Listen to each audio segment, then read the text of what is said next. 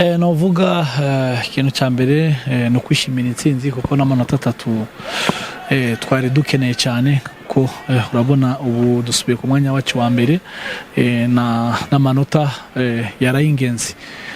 Muri match ni match yatugoye ni match novuga tutari tumeze neza nkuko twari dusanzwe tumeze, ariko icy'ingenzi kwa kuronka amanota 3 novuga hari ibintu byinshi bitagenze neza, ariko muri match ntihabaye ibintu bibi gusa, ariko hari ikintu kiri positif no kuba wabonye amanota 3 ugashobora gukosora wayabonye. Nibaza yuko twakoze ibishoboka byose, twagwanye nk'abantu b'abagabo turoronka amanota 3. Nitwakinye nkuko nashaka cyangwa nkuko twahora dukina, kuvuga uno munsi twatakaje imipira myinshi,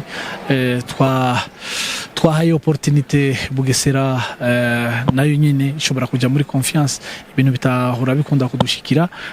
Uravye na match twakinye novuga AS Kigali ngaha, rero novuga n'umukino novuga ngene narinda shaka gende dukina siko twakinye, ariko icy'ingenzi kwa kuroka amanota 3. Tugiye gukosora no kugerageza kuganiriza abakinyi, ahubwo no kubibutsa no kwibutsa ama consigne tugerageze kuyakurikiza. Nibaza yuko match yo kwa gatatu dufise ariyo match tugiye gutegura, tugiye gushiramo imbaraga turariko dushaka kwitsinda. Novuga mbirizi yatuzaniye stabilité mbere ya defense. Nibaza yuko twari tugize iminsi dufise ikibazo cyo muri ligne mediane, kuko uravye Breze yaragize igihe kinini atahari, Mbirizi atahari, no kuvuga twari turi limite cyane ku mashwa, surtout ku bakinyi bafite experience, ku bakinyi bakuru.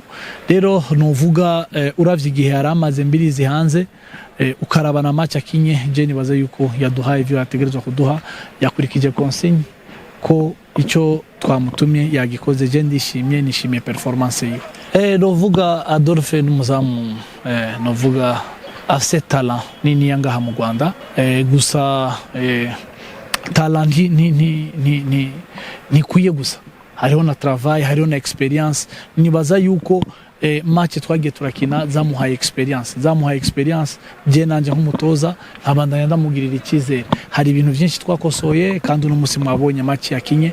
Nibaza yuko prochainement no kugenda dukosora tusubira kumugirira icyizere gushika aduhe ivyo twe tumushaka, kuko uno musi yakinye nk'umugardier mukuru, nka equipe nkuru, nk'umugardier akinira equipe nkuru. Novuga yuko uno musi Adolphe niwe yabaye rom di match, kuko yakoze amasave nkuko bivuga, yatumye tuguma muri match, naho twebwe hari imbere natwe turiko turarata, ariko nawe yashoboye kutumentena aya manota 3 turayabona. Nibaza yuko Abdul n'umukinyi tuzorekipera mu kwezi kwa mbere cyangwa kwa kabiri, muri iyi December nibaza ko tutari kumwe.